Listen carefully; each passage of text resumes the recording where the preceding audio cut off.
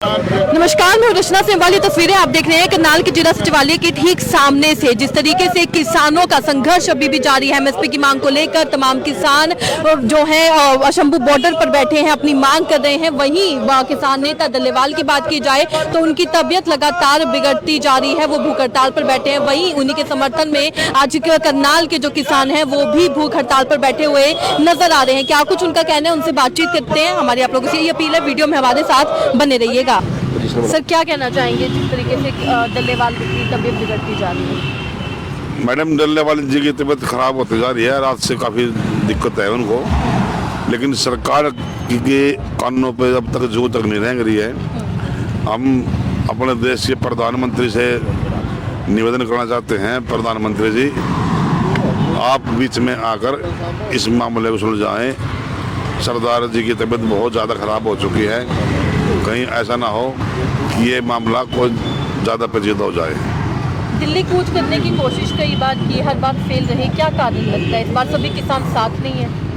नहीं, किसान साथ हैं, सरकार का रवैया ही बातचीत के लिए अच्छा नहीं है। अब तक सरकार सुप्रीम कोर्ट के कहने के बावजूद भी एक ऐसा कोई मंच नहीं तैयार कर पाई, कोई ऐसी कमेटी नहीं बना पाई जो किसानों की मांगों को अच्छी तरह समझकर ऊपर जाके उनके साथ में बैठ कर बातचीत कर सके। अब तक जो भी हुआ है वो एक नाटकबाजी हुई है, सीरियस मूड में गवर्नमेंट अब तक नहीं है। तो भूख हड़ताल कब तक रहेगी आपकी? हमारी यह एक दिन की आंशिक हड़ताल है। अगर इसके बाद भी सरकार नहीं माने तो हम इसके बाद में कोई और प्रोग्राम बनाएंगे और मीटिंग कर कर इससे अच्छा, इससे बड़ा बढ़िया कोई प्रोग्राम। दूसरे किसान आंदोलन में ग्रुप नहीं जुड़ रहे हैं, सिर्फ चिल्ड्रन ग्रुप आप पहली बार आए हैं इतने दिन के बाद?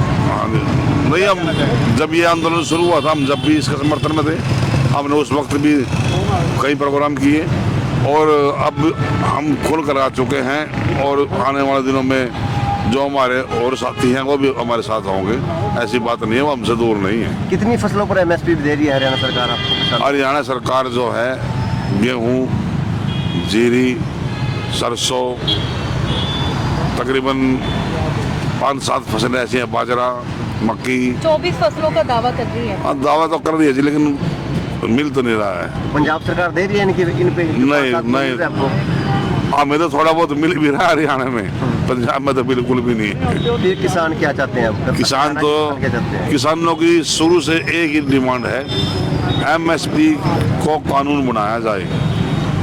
एमएसपी से रेट से जो निर्धारित करेगी गवर्नमेंट, उससे नीचे जो खरीदेगा उसके ऊपर कानूनी कार्रवाई होनी चाहिए। जो आज तक मिलर्स, आड़ती और जो अफसर लोग हैं, ये मिलकर जो किसानों का खा रहे हैं, इनके हाथ कटने चाहिए। डायरेक्ट किसान की फसल एमएसपी बिकने चाहिए, खाते हैं पैसे तो आ रहे हैं किसान के। तो लगता है पहले की तरह हैवी हो पाओगे सरकार पर, क्योंकि अब की बार तो लगता है किसान ही नहीं कर रहे। सर, हम हैवी होने के लिए नहीं सड़कों पर बैठे, हम अपनी मांग मनवाने के लिए बैठे हैं। हम कोशिश कर रहे हैं भाईचारे है जो बात बन जाए। जो हमारे एमपीज हैं, एमएलएज हैं, कैबिनेट मंत्री हैं, वो हमने चुन के भेजे हैं। हरियाणा के अंदर तीसरी बार नायब सिंह सैनी मुख्यमंत्री के रूप में आज आए हैं, इससे पहले मनोहर लाल थे, वो हमने तो चुन के भेजे हैं। और इसीलिए भेजे कि शायद ये फिर हमारे लिए कुछ अच्छा काम कर पाए, किसानों की बात को समझ पाए। नायब सिंह सैनी तो खुद एक आम परिवार से हैं, खेती की है उन्होंने भी। अगर वो भी ये बात नहीं समझेंगे तो बड़े दुर्भाग्य की बात है। ये किसान विरोध में थे, फिर सरकार कैसे बन गई? नहीं, किसान विरोध में नहीं थे, किसान तो अब तक विरोध में आया ही नहीं है सर। किसान जिस दिन विरोध में आ गया उस दिन सरकार नहीं रही हुई। ये मैं आपको लिख के देता हूँ, जिस दिन सरकार के खिलाफ में किसान खड़ा हो गया, अब तक तो हम किसान वर्ग जो है सरकार से उम्मीद लगाए बैठे हैं इतने लंबे समय से। पहले दिल्ली बैठे रहे, दिल्ली में मोदी जी के कहने पर हम वहाँ से उठ के आए थे, लेकिन मोदी जी ने भी हमारे साथ अच्छा नहीं किया। उसके बाद में आज तक जो कमेटी बनाई गई थी उसकी कोई मीटिंग नहीं हुई, कोई भी कार्य नहीं होया किसानों के लिए, और झूठा लारा लगाकर हमें वहाँ से उठाया गया। ये अच्छी बात नहीं है प्रधानमंत्री मोदी। तो लगता है उसने किसान दोबारा एकत्रित हो पाएंगे? बिल्कुल हो जाएंगे जी, अपने हकों के लिए किसान आएगा। भूखा मर रहा, कहाँ जाओगे? कुछ भी नहीं है खाने के लिए, बच्चे को पढ़ाने के लिए पैसे नहीं है, मकान बनाने के लिए पैसे नहीं है, बच्चों की शादी करने के लिए पैसे नहीं है। हम तो कर्जदार हुए बैठे हैं जी। हमारे किसी भी किसान के चाहे वो 2 एकड़ का हो चाहे 100 एकड़ का हो, उसके आप डिटेल कटवा कर देख लो। खुद मोदी जी अब तो सब आधार कार्ड से लिंक है, एक उंगली मारने का पता लग जाएगा। एक भी किसान ऐसा नहीं है जिसकी जमीन उसका रोम रोम कर्जदार नहीं हो तो कहाँ बोला होगा? जेपी शेखपुरा जी आज किसानों के साथ यहाँ पर हम इस गुंगी बारी तानाशाही सरकार को जगाना चाहते हैं। हमारी 13 मांगे हैं, जिन 13 मांगों में मनरेगा वाला भी आ जाता है, एमएसपी खरीद गारंटी है, स्वामीनाथन आयोग रिपोर्ट लागू करो, डीएपी खाद की कमी पूरी करो, भूमि अधिग्रहण अधिनियम है जो चारों तरफ भूमियाँ लेनी जा रही हैं। लखीमपुरी खीरी कांड में मतलब इन लोगों ने अब तक जेल में नहीं भेजे हैं। मुक्त व्यापार समझौता है, विद्युत संशोधन विधेयक है, नकली बीज कीटनाशक दवाइयाँ हैं। सरकार से बात नहीं हो पा रही है, कहाँ बात ये मतलब तानाशाही अहंकारी। अभी आपने देखा नहीं कि किस तरह से 2 दिन पहले हमारे गृह मंत्री जी अंबेडकर ऐसे बोलते रहते हैं। मतलब इनका ध्यान पूरे देश को धार्मिक बनाने का है। धार्मिक बनेगा आदमी तो डरपोक होगा तो इनका शासन चलता रहेगा और वो आवाज नहीं उठाएगा।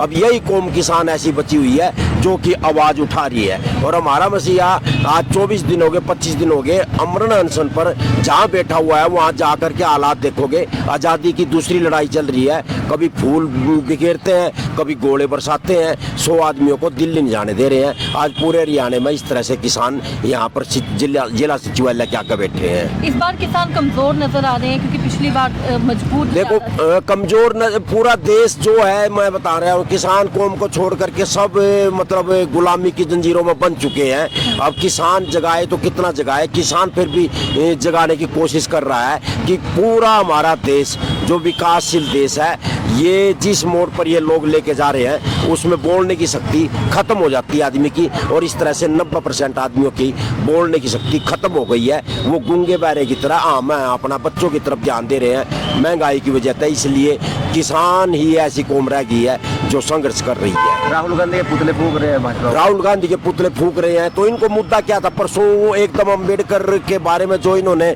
गलत टिप्पणी की गृह मंत्री ने, उस मुद्दे को मतलब दबाने के लिए अचानक कभी कह रहे हैं कि राहुल जी आगे खड़े थे और पीछे से राहुल जी ने धक्का मार दिया। सीसीटीवी कैमरे से ये फोटो निकाल के दे रहे हैं, दूध का दूध पानी का पानी हो जाए। जानबूझ करके गृह मंत्री, कृषि मंत्री, पहले मतलब 2-3 आदमी और जिस सांसद को अपनी चोट दिखा रहे हैं ना, उसका जो सोशल मीडिया से पता लग गया है कि अपने राज्य में क्रिश्चियन जो परिवार था, ऑस्ट्रेलिया का परिवार था, उस कार में पूरे परिवार में आग लगा दी थी। कार में पूरा का पूरा परिवार चढ़ गया था और उस केस में वो उसका भी हाथ था। तो वो कभी उसको पट्टी बांध रहे हैं, कभी उसकी उरली पट्टी बांध रहे हैं और सीसीटीवी कैमरे से वो पूरी देश की जनता को ये नहीं दिखा रहे हैं कि असली कहानी क्या हुई। अंबेडकर विवाद को दबाने के लिए इन्होंने राहुल के धक्के मुक्की वाली वीडियो चलवा दी है। तो भूख हड़ताल अब कब तक रहने वाली? 4 बजे तक भूख हड़ताल रह रही है। अब अगला कदम क्या रहेगा? अगला कदम बस जगाते रहेंगे, बताने लग रहे जैसे आदेश आएगा अगला कदम वैसे ही होगा। और जल्दी दिल्ली में जाने की तैयारी कर रहे हैं। तो बिल्कुल ये तस्वीरें करनाल के जिला सचिवालय के ठीक सामने से देख रहे थे, जहां करनाल के किसानों की बात की जाए तो किस तरीके से आज वो भूख हड़ताल पर बैठे हैं। शाम के 4 बजे तक वो इसी प्रकार भूख हड़ताल पर बैठने वाले हैं और जल्द ही हो सकता है करनाल के किसान भी शंभू बॉर्डर पर जाएं और दिल्ली कूच की तरफ जो है आगे बढ़ सकते हैं, क्योंकि इस समय किसान काफी ज्यादा परेशान नजर आ रहे हैं। वहीं किसान नेता डल्लेवाल की बात की जाए तो उनकी तबीयत भी लगातार जो है बिगड़ती जा रही है। हालांकि डॉक्टर ने उन्हें भूख हड़ताल के लिए भी मना कर दिया था। यहाँ पर आप देख सकते हैं किसानों के द्वारा जो है संघर्ष जारी। अब देखना ये होगा कि क्या सरकार सुनेगी। आपको क्या लगता है? अपने राय कमेंट में लिखकर जरूर बताइएगा। इसी तरीके से देश और दुनिया से जुड़ी हर छोटी सी बड़ी अपडेट के लिए FBN यानी फ्रंटलाइन ब्रेकिंग न्यूज के साथ बने रहिएगा। धन्यवाद।